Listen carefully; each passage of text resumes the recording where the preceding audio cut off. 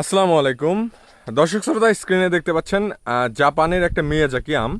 দেখেন গাছটাতে কত পরিমাণ আম একটি ভাই ছাদ বাগানের জন্য ক্রয় করছে।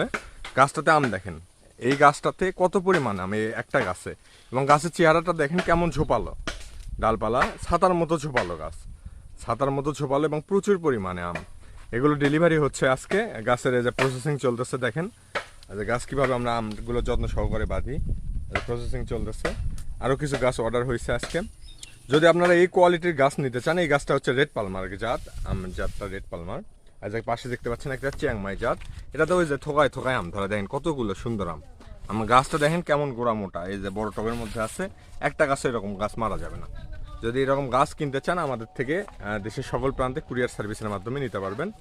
দর্শকরা নিতে এক্ষুনি যোগাযোগ করবেন বগুড়া নার্সারিতে। সবাই ভালো থাকবেন, সুস্থ থাকবেন। এরকম যে কোনো ধরনের আম আর যে গাছ নিতে যোগাযোগ করবেন। ধন্যবাদ, আসসালামু আলাইকুম।